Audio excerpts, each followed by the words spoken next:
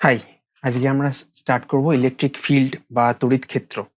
তো দেখে নেওয়া যাক তড়িৎ ক্ষেত্রে আমাদের আজকে কি শিখছি। তো ইলেকট্রিক ফিল্ড হচ্ছে একটা নন কন্ট্যাক্ট ফোর্স, মানে দুটো আম, একটা ইলেকট্রিক একটা একটা পজিটিভ একটা নেগেটিভ, এই দুটি চার্জকে যখন আমরা কাছাকাছি নিয়ে আসি তখন তাদের মধ্যে একখানা ফোর্স কাজ করে আমরা দেখেছি। সেটা যদি দুজনেরই সেম চার্জ হয়, মানে যদি দুজনেই যদি পজিটিভ হয় তাহলে প্রিকর্ষণ, এবং দুটো যদি একটা পজিটিভ একটা নেগেটিভ হয় তাহলে আম, তাহলে অ্যাট্রাকশন ফোর্স কাজ করে। সেটা আমরা মোটামুটি দেখেছি। ধরে নেওয়া যাক যে এইটাই হচ্ছে একটি পজিটিভ চার্জ এবং এটা হচ্ছে একটা নেগেটিভ চার্জ।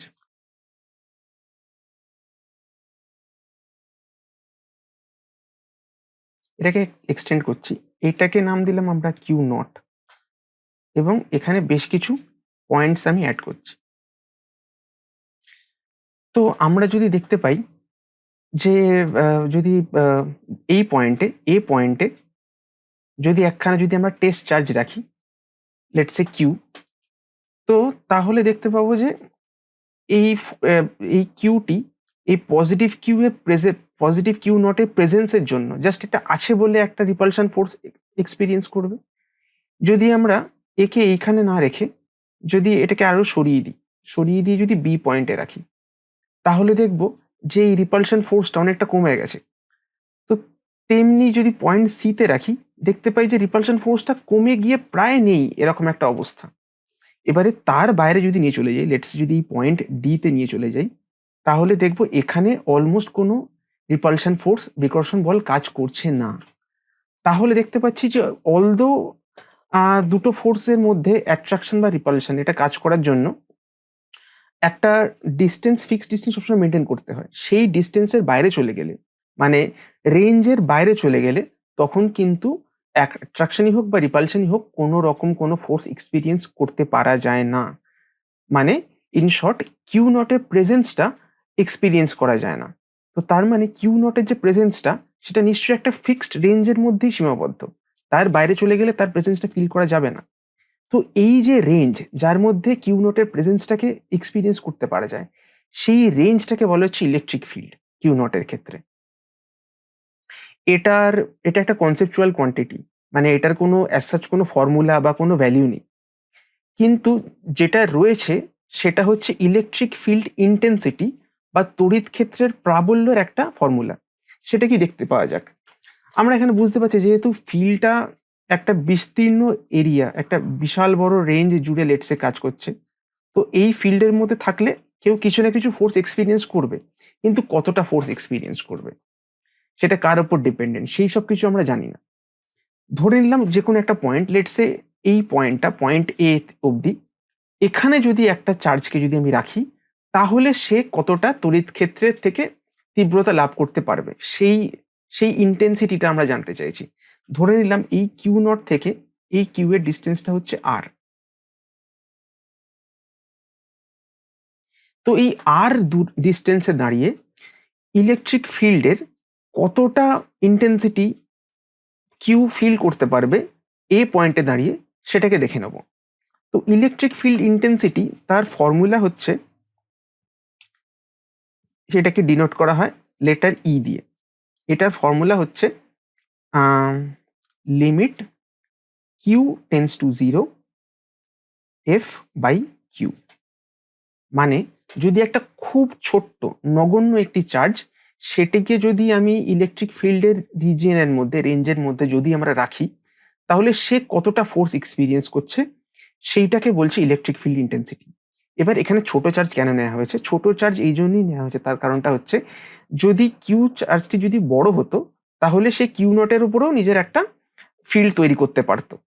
তো সেটা আমরা চাই না। আমরা অ্যাট এ টাইম একটা চার্জের জন্যই ফিল্ডটাকে আমরা দেখতে চাইছি, মাপ করতে চাইছি। তো তাই জন্য আমরা এই কিউ চার্জটাকে, সেটার আমরা ভ্যালুটাকে যথেষ্ট কম একটা ছোট ভ্যালু নেওয়ার চেষ্টা করেছি। তাহলে দেখে নেওয়া যাক।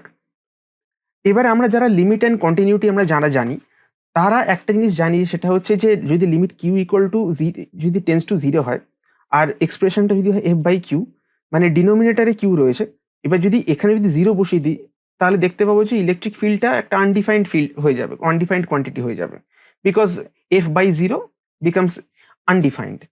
তো সেই জন্য আমরা চেষ্টা করবো কোনো রকমে একখানা ডিফাইন্ড একটা ভ্যালু দেওয়ার জন্য। তো তার জন্য এবারে আমরা জানি যে এখানে টোটাল চার্জ হচ্ছে Q0 আর Q, এবং এদের মাঝখানে ডিস্টেন্স হচ্ছে R। তাহলে তাদের মধ্যে কুলম্বের ল থেকে যে আমরা টোটাল ফোর্স কতটা এক্সপেরিয়েন্স করতে পারবো সেইটার ফর্মুলাটা পেয়ে যাব। এখানে তাহলে লিখতে পারি limit Q tends to 0, F মানে হচ্ছে K Q0 by R² divided by this Q। তাহলে এখানে এই Q কেটে যায়, তাহলে ফাইনালি যে ভ্যালুটা পাওয়া যায়, এবার যেহেতু এখানে কিউটা অলরেডি কেটে গেছে তাহলে তার লিমিট থাকা বা না থাকাটার ম্যাটার করে না। তাহলে যেটা আমরা পেয়ে যাই সেটা হচ্ছে Q0 বাই R²। আচ্ছা, তো এখানে আমরা যে একটা জিনিস অবজার্ভ করছি যে এখানে যে কিউ, যে ছোট নেগলিজিবল চার্জটা নেওয়া হয়েছিল তার ভ্যালু কত সেটা এখানে ম্যাটার করছে না, সেটা এখানে ইমমেটেরিয়াল। কারণ আমরা এই ইলেকট্রিক ফিল্ড ইন্টেন্সিটি তার এক্সপ্রেশনে কোথাও এমন কিছু দেখতে পাচ্ছি না যে তার প্রেজেন্স রয়েছে, তো তাই জন্য সেটা এখানে ম্যাটার করে না। এখানে তাহলে আর কি ম্যাটার করে সেটা একটুখানি দেখে নেওয়া যাক। ফার্স্টলি যেটা আমরা দেখতে পাচ্ছি সেটা হচ্ছে এই ইটা হচ্ছে একটা ভেক্টর কোয়ান্টিটি। আমরা যেরকম দেখেছিলাম বেসিক্যালি এই ফিল্ড, এই ইলেকট্রিক ফিল্ড ইন্টেন্সিটি এই এক্সপ্রেশনটা পাওয়া যাচ্ছে কুলম্ব ফোর্স থেকে। এবারে কুলম্ব ফোর্স একটা ভেক্টর কোয়ান্টিটি, সেখান থেকে চার্জ দিয়ে ডিভাইড করছি, চার্জ একটা স্কেলার কোয়ান্টিটি। তো ভেক্টর কোয়ান্টিটি থেকে যদি স্কেলার কোয়ান্টিটি আমি ডিভাইড করি সবসময় অবভিয়াসলি একটা ভেক্টর কোয়ান্টিটি পাবো। তাই জন্য এই ফোর্সের যেদিকে ডিরেকশন ছিল ই এর ডিরেকশন মানে ইলেকট্রিক ফিল্ডের ডিরেকশন সেই দিকেই হবে। ধরে নেওয়া যাক যে এটা একখানি পজিটিভ চার্জ এবং এটাও একটি পজিটিভ চার্জ। তাহলে এদের ডিরেকশন কি? তাহলে Q0 কি করবে? Q কে বিকর্ষণ করবে। তাহলে ইলেকট্রিক ফিল্ডের ডিরেকশন হবে ফোর্সের ডিরেকশনের দিকেই। এটা প্রথম কথা। তাহলে আমরা দেখতে পাচ্ছি যে যদি Q0 টা যদি পজিটিভ যদি একটা চার্জ হয় তাহলে ই এর ডিরেকশন হচ্ছে বাইরের দিকে। এখানে ইটাকে যদি ভেক্টরিক্যালি যদি রিপ্রেজেন্ট করতে চাই তাহলে ই এর ফর্মুলাটা দাঁড়াবে E equal to KQ0 by R² R cap, মানে এই আর ক্যাপটা হচ্ছে রেডিয়াস ভেক্টর। আমরা এটা অবভিয়াসলি কুলম্ব ল পড়ার সময় পড়েছিলাম। তো এখানে আর ক্যাপের ডিরেকশনটা বাইরের দিকে, কিন্তু যদি এখানে আমরা Q0টাকে যদি -Q0 নিই, মানে যে চার্জটার জন্য ইলেকট্রিক ফিল্ডটা তৈরি হচ্ছে সেই ফিল্ডটাই যদি নেগেটিভ হয় তাহলে কি হবে?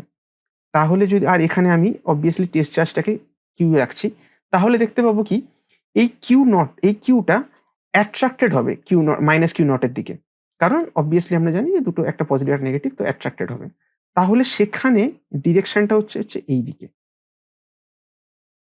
ফাইন? তো তাহলে দেখতে পাচ্ছি আমরা একটা কি পয়েন্ট এখানে পাচ্ছি, যেটা এখানে আমরা লিখতে পারি পয়েন্ট নাম্বার 1, সেটা হচ্ছে for positive charge direction of E is outwards। মানে পজিটিভ চার্জের জন্য ই এর ডিরেকশন সবসময় দূরে বাইরের দিকে পুশ করছে, and for negative charge the direction of E is inwards. এটা গেল প্রথম পয়েন্ট।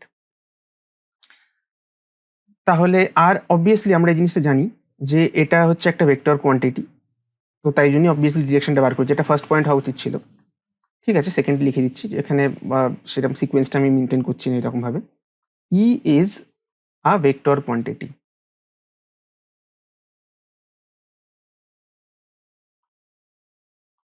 আচ্ছা, ভেক্টর কোয়ান্টিটি তো হলো, এর ইউনিটটা কি? আমরা এই ফর্মুলাটা দেখতে পাচ্ছিলাম ই ইজ ইকুয়াল টু লিমিটটাকে যদি আমরা বাদ রাখি তাহলে হচ্ছে ফোর্স বাই কুলম্ব, রাইট? তো ফোর্সের ইউনিট হচ্ছে নিউটন, আর কুলম্বের ইউনিট হচ্ছে চার্জের ইউনিট সরি কুলম্ব। তাহলে ই এর বা ইলেকট্রিক ফিল্ড ইন্টেন্সিটি তার যে ইউনিটটা হবে সেটা হচ্ছে Newton per coulomb. Unit is Newton per coulomb, এটা গেল তার ইউনিট।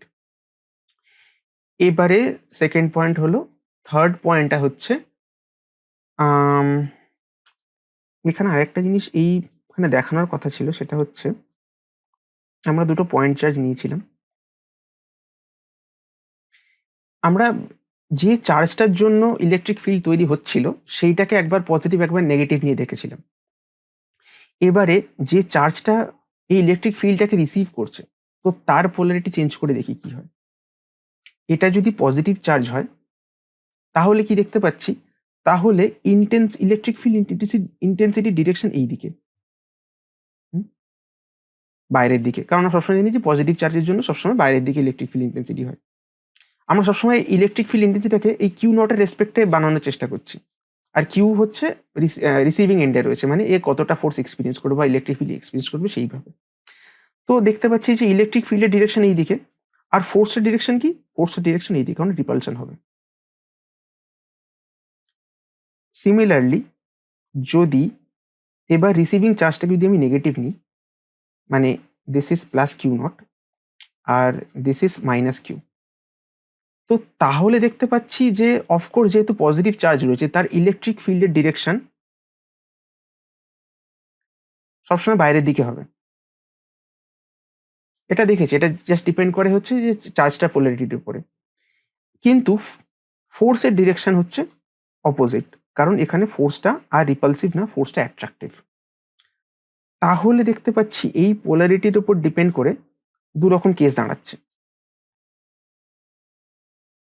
কেসগুলি কি কি, যে if the receiving charge is positive, then electric field intensity and Coulomb force have same direction.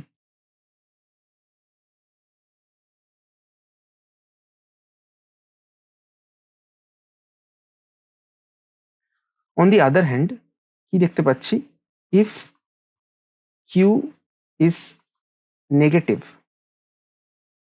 Second কেসটাতে, সেখানে দেখতে পাচ্ছি যে electric field intensity and Coulomb force are in opposite direction.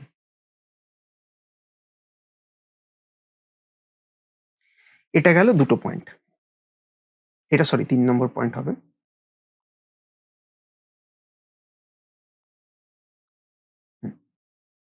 আর এখান থেকে কি বলতে পারছি, আর এখান থেকে বলতে পারছি সুপারপজিশন থিওরেমের কথা। সুপারপজিশন থিওরেম আমরা অলরেডি কুলম্ব লতে দেখেছিলাম। সুপারপজিশন থিওরেম বলছিল যে যদি একখানা যদি চার্জ থাকে এবং তার উপরে যদি মাল্টিপল ফোর্সেস এসে যদি তার উপর ইনসিডেন্ট হয়, তাহলে সেটা টোটাল যে ফোর্সটা হবে সেটা ফোর্স নেট ফোর্সটা, যে সবকটার জন্য যে ফোর্সটা তার ভেক্টর সাম নিতে হবে। এবার এখানেও যেহেতু কুলম্ব ফোর্সের মতন ইলেকট্রিক ফিল্ড ইন্টেন্সিটি সেটাও একখানা ভেক্টর কোয়ান্টিটি, তাহলে এখানেও ভেক্টর সাম নিতে হবে। এক্সপ্লেন করছি।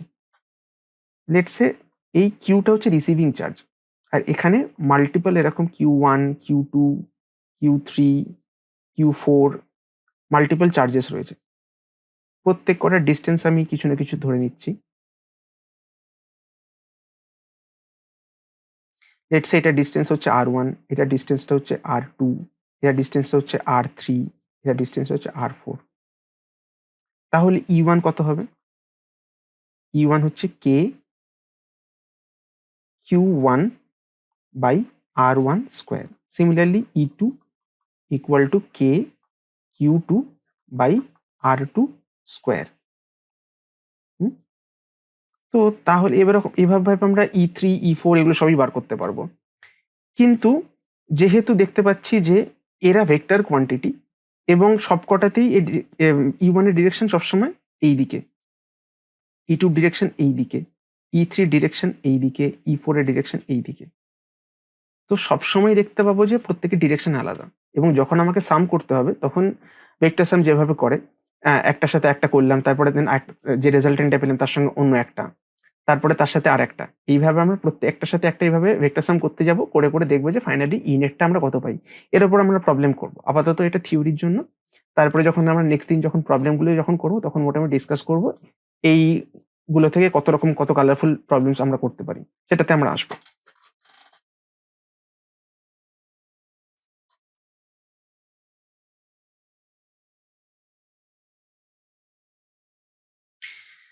এবারে আজকে যেটা করব সেটা হচ্ছে ডিস্ট্রিবিউশন অফ চার্জেস।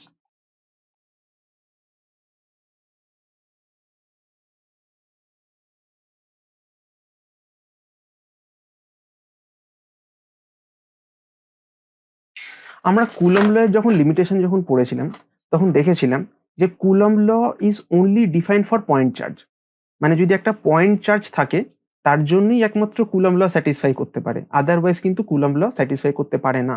মানে যদি একটা পয়েন্ট চার্জের জায়গাতে যদি একখানা এরকম একটা অবজেক্ট নিই, লেটস এ লিনিয়ার অবজেক্ট, মানে লেটস একটা রড বা একটা সারফেস যদি নিই, বা যদি একটা 3D অবজেক্ট নিই, লেটস একটা স্ফিয়ার বা একটা কিউব, তো সেই সমস্ত অবজেক্টের ক্ষেত্রে কুলম্ব ল ভ্যালিড নয়। ওকে, তো যেহেতু কুলম্ব ল ভ্যালিড নয় তাহলেও ইলেকট্রিক ফিল্ড ইন্টেন্সিটির ভ্যালিড না হওয়ারও কথা। কিন্তু আমরা দেখতে পাবো একটা সিম্পল ট্রিক ইউজ করে যে সেখানে কিভাবে আমরা ইলেকট্রিক ফিল্ড ইন্টেন্সিটিকে যে কোনো বড় অবজেক্ট, ম্যাক্রো অবজেক্টের উপরে ইউজ করতে পারি। ধরে নিলাম একখানা অবজেক্ট হচ্ছে লিনিয়ার অবজেক্ট,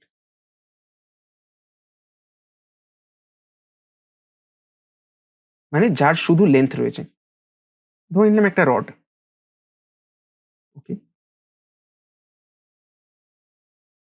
রডটা পজিটিভলি চার্জড। আচ্ছা, এবার পজিটিভলি চার্জ যেহেতু রড, এবার আমরা জানি কি ইলেকট্রিক ফিল্ড সবসময় বাইরের দিকে তৈরি হবে। ইলেকট্রিক ফিল্ডের ডিরেকশন সবসময় বাইরের দিকে, কারণ পজিটিভলি চার্জড। বাট এখানে আমরা ডিরেকশন নিয়ে খুব একটা বদার্ড নই। আমরা এখানে ইলেকট্রিক ফিল্ডের ভ্যালুটা কিভাবে বার করব সেটা নিয়ে বদার্ড। ধরে নিলাম যে total charge is Q. Total charge of rod is equal to Q. It is distributed across the length, মানে এই কিউটা পুরো রডটা বরাবর ইউনিকলি ইভেনলি ডিস্ট্রিবিউটেড রয়েছে, কোথাও কম চার্জ কোথাও বেশি চার্জ এইরকম কিছু নেই। এটা আমাদের অ্যাজাম্পশন। তাহলে আর ধরে নিচ্ছি এই যে টোটাল রডটার লেন্থটা হচ্ছে এল। তাহলে length equal to L, fine. তাহলে এবার আমরা নতুন একটা কোয়ান্টিটি তৈরি করতে চলেছি, শিখতে চলেছি, সেটা হচ্ছে লিনিয়ার চার্জ ডেন্সিটি। এটাকে এক্সপ্রেস করা হয় ল্যামডা দিয়ে।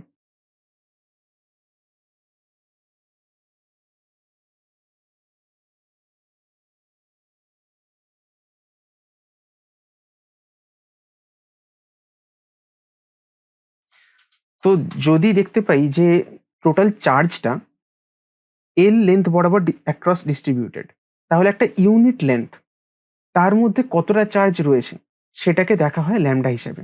তাহলে ল্যামডার এইভাবে আমরা কোয়ান্টিফাই করতে পারি, lambda total charge present on unit length. আমরা এই ফর্মুলা থেকেও ডিরেক্টলি লিখতে পারি। যদি এখানে lambda equal to Q by লিখেছি, যদি এল ইকুয়াল টু যদি 1 লিখে দিই তাহলে দেখতে পাচ্ছি যে ল্যামডা ইকুয়াল টু কিউ। সেখান থেকে এই ফর্মুলাটা আমরা জাস্ট এই ফর্মুলাটাকেই জাস্ট এইভাবে লিখেছি, এক্সপ্রেস করেছি যে lambda equal total charge present on unit length. তো এবারে ল্যামডাটা জানি যে কিভাবে আমরা পেলাম। তো তাহলে যদি এবারে রডটাকে আবার একটুখানি ড্র করার চেষ্টা করছি, ঠিক আছে, এটা এই ডায়াগ্রাম দিয়ে হয়ে যাবে। তো এই যে রডটাতে এন্টায়ারলি চার্জটা ডিস্ট্রিবিউটেড, তাহলে যদি আমি যদি একটা ছোট্ট চার্জ কোথাও ভেঙে নিই, লেটস সে এই পার্টটাকে আমি ভেঙে নিয়েছি, একটা কালার ইউজ করছি আমি,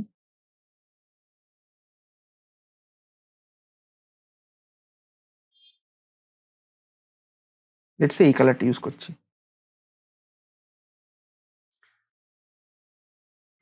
total charge present on unit length. তো যদি আমরা এই পার্টটুকু, এই গ্রিন পার্টটুকু যদি আমরা কেটে নিই, তাহলে এই গ্রিন পার্টটুকুর জন্য ইলেকট্রিক ফিল্ড ইন্টেন্সিটি কত হবে সেটা বার করব কি করে?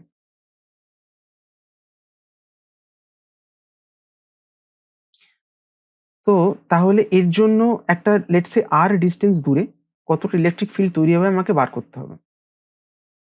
এই পয়েন্টটা থেকে এইখানে কতটা ইলেকট্রিক ফিল্ড তৈরি করতে হবে। তো আমি জানি টোটাল চার্জটা কত, কিন্তু আমি এইটুকু এরিয়া, এইটুকু লেন্থের মধ্যে টোটাল চার্জ কত আমি জানি না। তাহলে সেটা কি করে পাবো? আমরা যে কোনো ডেনসিটি জিনিস মানে জানি যে total mass by volume, right? যে যদি ভলিউমটা যদি ছোটও হয়, মাসটাও ইকুয়ালি ছোট হয়ে যাবে। মানে এইভাবে এক্সপ্লেন করতে চাইছি, লেটস সে একটা বড় মাস, তো তার ডেনসিটি যদি রো হয়, তাহলে সেখান থেকে যদি ছোট একটা পার্ট কেটে নিই, তো তার ভলিউমটা যেহেতু কমে যাবে, মাসটাও কমে যাবে, কিন্তু ডেনসিটিটা একই থাকবে। তো তাই জন্য আমরা জানি যে পুরো রডটার জন্য ডেনসিটি, চার্জ ডেনসিটি হচ্ছে ল্যামডা।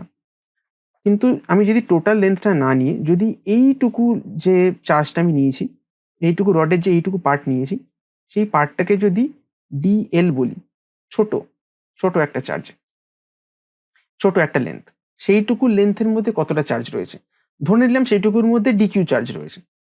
আমরা যারা ডিফারেন্সিয়েশন জানি, আমরা জানি এটা কিভাবে আমরা করতে চলেছি। তাহলে ল্যামডাকে লিখতে পারি ডি কিউ বাই ডিএল, কারণ আমরা জানি যে তাহলে ডেন্সিটিও তো একই থাকবে, ছোট হোক বা লেন্থ বড় হোক না কেন। তাহলে এখান থেকে আমরা চার্জটাকে বার করতে পারবো। এইটুকু ছোট জায়গার জন্য টোটাল চার্জটা হবে, ডি কিউ এর ভ্যালুটা হবে ল্যামডা ইন্টু ডিএল। তাহলে আমি চার্জটা পেয়ে গেলাম। তো তাহলে এইটুকু ফিল্ডের জন্য তাহলে ই কি হবে? লেটস সে ছোট যেহেতু ফিল্ড, তার জন্য আমি একটা ডিই নেব, পুরো ই আমি পাবো না। এই পুরো ইটা হচ্ছে রডের জন্য, আর রডের এই ছোট্ট পার্টটার জন্য আমি ইলেকট্রিক ফিল্ড ইন্টেন্সিটি একটা ছোট ডিফারেন্সিয়াল একটা কোয়ান্টিটি পাবো, ডিই। তো সেটা হচ্ছে তাহলে আমরা জানি যে এইটুকুর জন্য K into D Q by R square, তাই? এবার ডি কিউ এর ভ্যালু কি? ডি কিউ এর ভ্যালু হচ্ছে K lambda DL by R square. Okay, এবার এইটা হচ্ছে ডিই।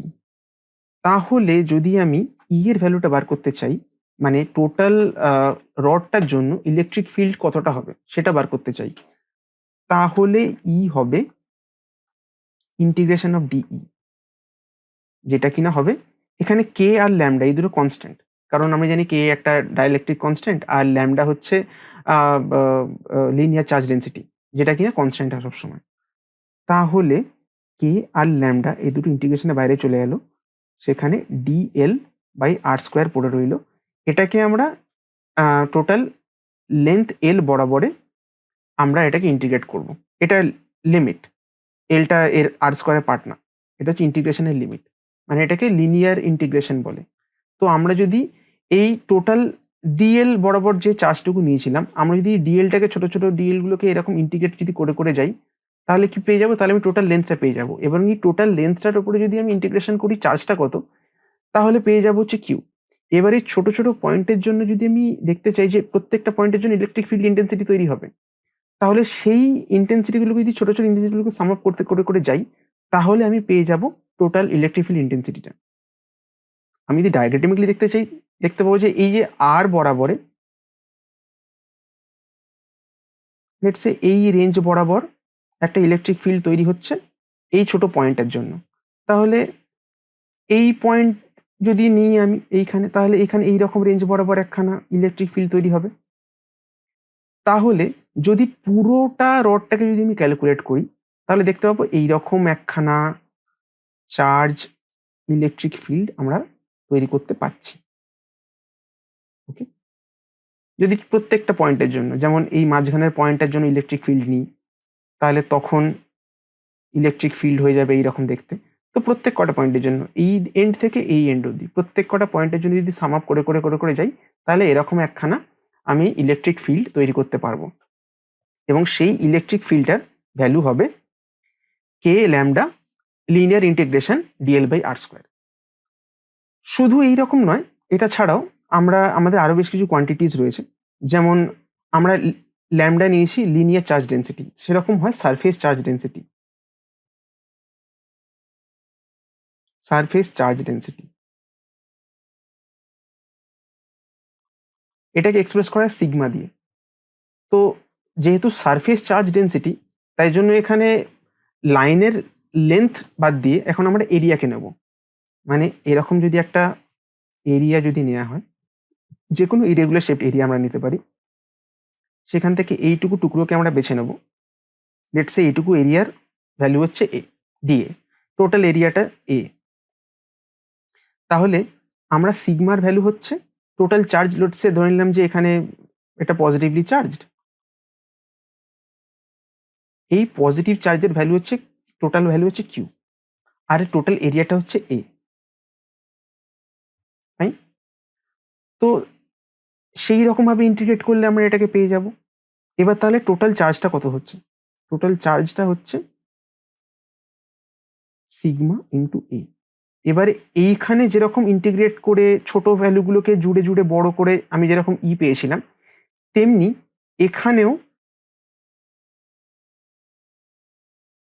এখানেও আমি যদি ইন্টিগ্রেট করি, তাহলে আমি একখানা ই পাবো।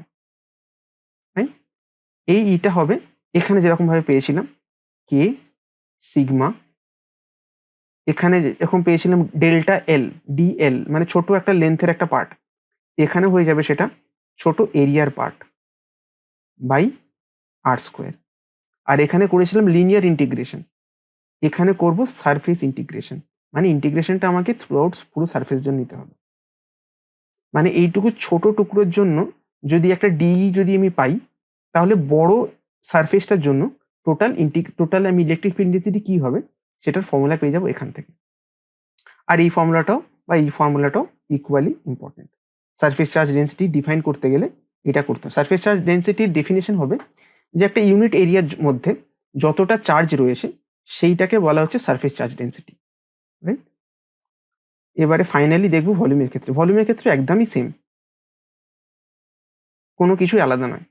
যদি একটা লেটসে একটা যদি স্ফিয়ার নিই আমি, একটা যদি এরকম স্ফিয়ার নিয়েছি, একটা একটা ডায়াগ্রাম, একটা স্ফিয়ার, তো তার মধ্যে থেকে একটা ছোট্ট ভলিউম বার করে নেবো, লেটসে ডিভি।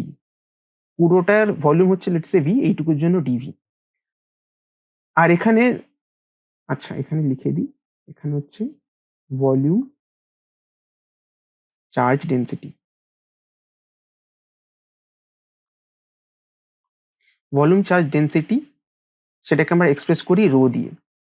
তো এই rho equal to total charge Q by total volume V.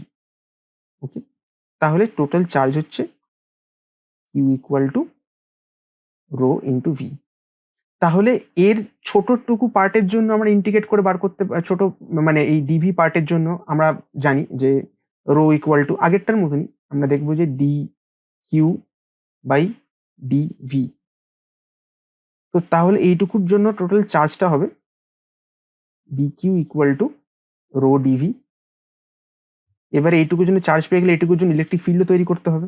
Let's say R distance দূরে যদি আমাকে বার করতে হয়, তাহলে তখন ই উইল বি ইকুয়াল টু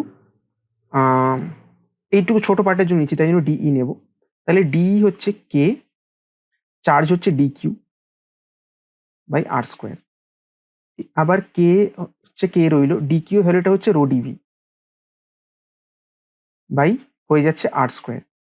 তো আমরা দেখতে পাচ্ছি সেই লিনিয়ার চার্জের ফর্মুলা দেখে আমরা এগোচ্ছি। সার্ফেস চার্জটাকেও আমরা করলে এইভাবে করতাম, জাস্ট করতে চাইছিলাম না কারণ ভিডিওটা লেন্দি হয়ে যাবে, ক্যালকুলেশনটা একদম এক্স্যাক্টলি সেম, বাট স্টিল যদি কারোর বুঝতে অসুবিধা হয় তাই জন্য একটু এক্সপ্লেন করছি এই জিনিসটাকে আলাদা করে করে করতে হয়।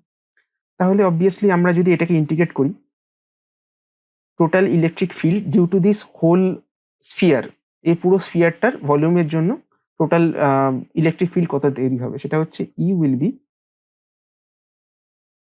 Integration of entire D. তো সেটাকে করলে আমি পাবো এটাকে ইন্টিগ্রেট করলে K rho DV by R square, বা কেটাও কনস্ট্যান্ট, রোটাও constant, DV by R square. আর এটাকে করতে হবে ভলিউমের উপরে, এন্টায়ার ভলিউমের উপর আমাকে ইন্টিগ্রেটটা করতে হবে, তাই?